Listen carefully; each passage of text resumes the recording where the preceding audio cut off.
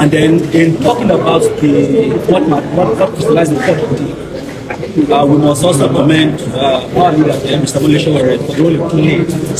And then we must also appreciate very dark man for conceding to see that this matter should be solved amicably in the country. He has assured the world and assured the prosecution that he is giving to settling this matter.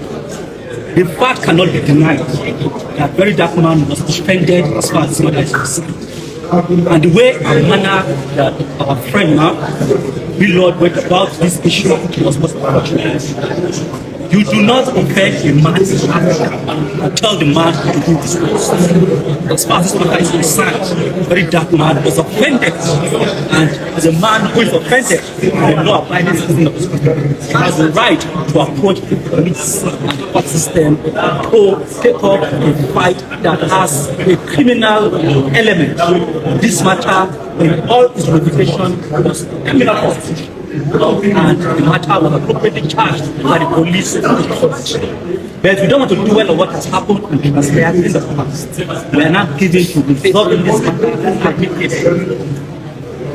What Blord and very dark man and respected youth of this country did. The future of this country lies in the hands of youth with so much influence and so much wisdom. It would not serve any interest to keep banning the members of this court among them. We want to see a future where youth with like mind will coalesce their resources and work together for the betterment of this country. This country needs a saving. There are serious national issues. There needs discourse. There needs urgent attention. Our people are being killed in Nigeria in droves today. The Boko Haram and other bandits are killing not just Nigerian citizens, but they're also killing generals. Brigade commanders are being killed in their camps in this country today. Nigerians are being killed in their thousands in this country today. The country keeps budgeting billions of dollars for security allocations in this country today, and there is nothing in terms of the fight as regards to counter-insurgency to show for it today. In the 2026 appropriation budget, the country budgeted over $2.2 billion in this country for security. And yet, a brigade commander could be killed in this country on account of a dilapidated operational vehicle. It is a shame of a country. Just last year, the country budgeted over $3.3 billion for security allocations, and yet there is nothing to show for it. Boko Haram and bandits are feasting on our people and killing us in our sleeps, in our homes, and on the Nigerian roads. Nowhere is safe. These are matters the Nigerian youth should be focused on, not issues of this nature. We thank Nigerians for their support, for both in support and those against. But we maintain for them to time that very dark man in this matter was aggrieved and he had the right to approach the court. But we have now resolved to work together and to get this matter resolved amicably. On the next adjourned date, hopefully, we would have resolved the matter and report back to the court on the progress of the case. Thank you all. Yeah, well, can you let us into the bail conditions? The bail conditions were quite very simple, and we hope to conclude it by before the end of the day. He was asked to bring two responsible Nigerian citizens. We already have them on ground, and he was also asked to complete the international passport and court, which is a condition we can quickly meet. We are working on the condition that Blord is reconnected to his family today so that he can go back home and then face what is important. Blord is a young businessman. The future is very big and bright. He has been out of business for quite a while. So we think he should go back to his business, face his family, and then do what the best are doing. Bring business and make money. Thank you. Does this anyway affect your reputation, the human rights lawyer? The fact that some say you went and tenants of both stands instead of like Well, that allegation is quite very wrong. Now, I will say, even those who question cannot in good faith say that I have gone against what we stand for as far as our human rights defense and activism is concerned in this country. Our position has always been clear that on no account should free speech and freedom of expression be criminalized in this country. And as far as this charges in court today are concerned, there is nowhere where we are tempted to stifle the right of any Nigerian, including Blord, to freedom of expression and freedom to speak his mind. The matter is not as pertains to the right of Blord and VDM to engage in social media practice. We do not, and we would never accept a situation where Nigerian will be stopped through the instruments of law or will be punished through the instruments of law for speaking out. What we are litigating in court today is beyond social media practice. What we are litigating in court today is the issue of impersonation, the issue of cheating, the issue of advanced fraud, and the issue, and other issues of cybersecurity, which has been litigated in court and is pending court. The issue as to whether his right to speak can never be curtailed. We will never take part in ensuring or using the instruments of law or the police to curtail the right of the person to speak. No. But the issues we brought to court are live issues that borders on crimes. But God is saying, having said that, we also believe that those issues can be looked at amicably, and we are set to ensure that these matters are resolved in the parties and we have peace in this. Thank you.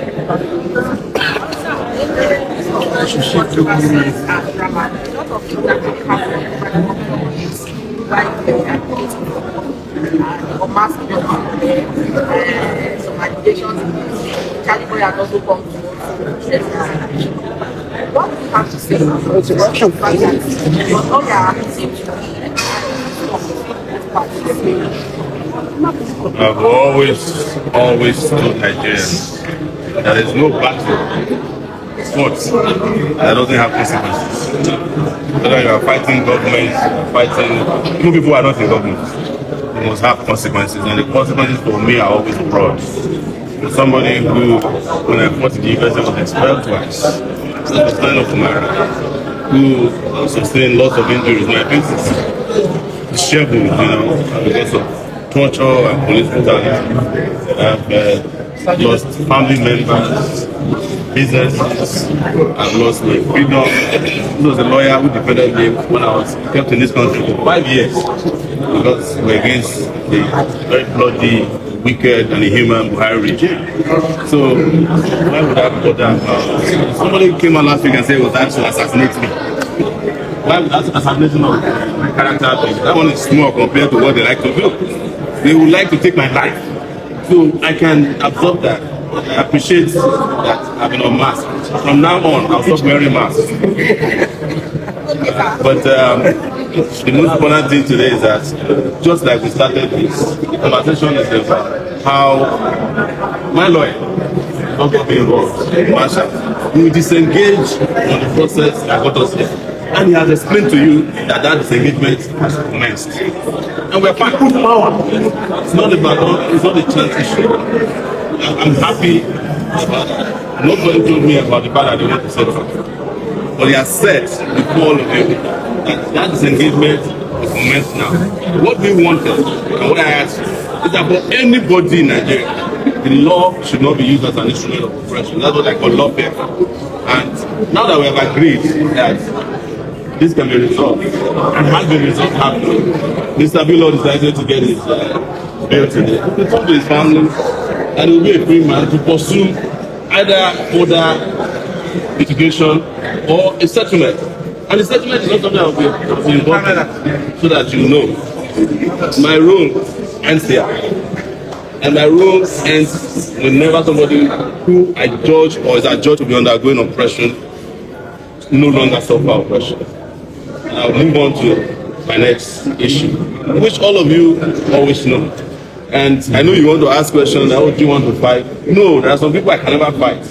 And the categories of people I can never fight are people who I have always fought for, to enjoy liberty, to enjoy the rights to ply their trade. I can't go back and fight such a person, even if the person fights me to tomorrow. As I said last time, if it is necessary for me to be buried, so that other people can have it, just bury me, produce better activists, and have a, but don't forget that you need a country in which everybody is free to do what they want. And that's what brought me into this. I have my own cases that I should be worried about. Tinubu still wants to jail me. We have elections coming on, and I want to defeat Tinubu. And they are not happy about the fact that they don't have real opposition. And the real opposition will be us. because they have crippled their fellow opposition people.